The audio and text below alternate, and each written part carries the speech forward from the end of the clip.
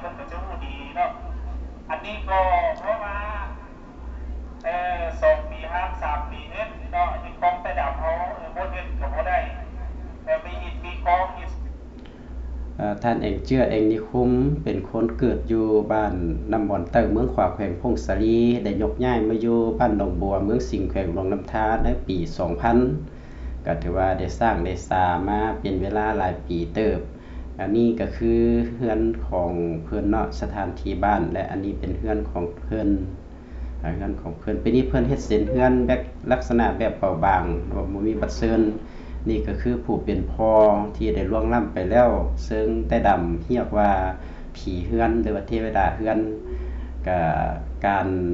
เส้นเฮือนก็ต้องมีหมู่เนาะมีหมู่มีเหล้าคือดังที่เห็นบางตอนนะตามผีเฮือนได้เว้าว่า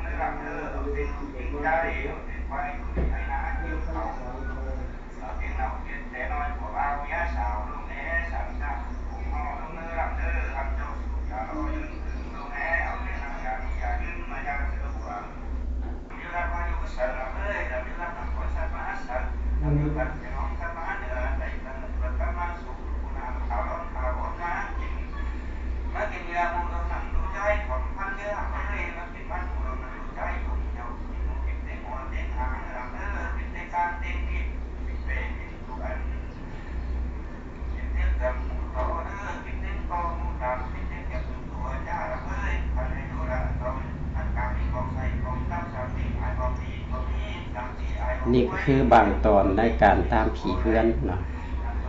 แต่ว่าการเสียนเฮือนนั้น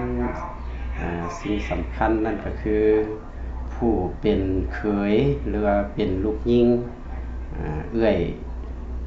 หรือว่าน้องสาวเคยหั่นก็ต้องได้มารอนี่คือเขยกกหรือว่าเอื้อยกกเนาะได้มารอก็จะมีหมู่น้อยมีเงินมีคำมีเครื่องของเนาะถวายทานให้ผู้ล่วงล้ำไปก็คือพ่อผู้เป็นผีเฮือนนั่นสำหรับปีนี้เอื้อยกกและเอื้อยกลางเป็นผู้มารอให้เนาะเอื้อยเอียนเอื้อยดนได้เอื้อยเอียนหลังจากรอแล้วก็จะกินข้าวปั้นรอกินข้าวปั้นรอแล้วลุงตาจะได้เอาเงินเอาคำเนาะเป็นของควรหรือว่ามอบให้ผู้เป็นเอื้อยหรือเป็นน้องหรือว่าเป็นลูกหญิงที่มารอหั่นเพื่อให้ค้ำให้คุ้นเนาะมีหลายก็ให้หลายมีน้อยก็ให้น้อยตามฮิตตามพ้องก็ต้องได้ให้นะมีสมมาภาควรก็ให้สมมาภาควรหลังจากกินข้าวกินเหล้าปั้นรอก็ต้องได้เอาเงินให้เนาะสำหรับเงินคำหรือว่าสิ่งของที่ลุงตาค่าบงหรือว่าแบ่งปันนั่นก็ว่า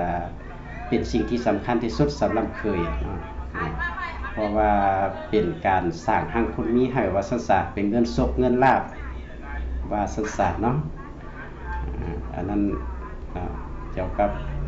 บ้านรอหลังจากบ้านรอแล้วก็เมื่อเสร็จในการเสร็จสิ้นหรือว่าแล้วในการตามผีเฮือนเขาต้องได้กินข้าวปั้นใต้กินข้าวปั้นใต้นี้ก็จะมีลูกชายหรือว่าผู้สืบตามกำพีเนาะสำหรับลูกหญิงบ่สามารถกินน้ำได้อันนั้นเป็นฮิตเป็นคองมีแต่ลูกชายผู้สืบตามกำพีได้กินน้ำกันและในงานเสียนเฮือนว่างานต่างๆของชนเผ่าใต้ดำนั้นสิ่งที่ขาดบ่ได้นั่นก็คือขับไตแซ่ไตบางตอนได้ขับได้แซ่ว่า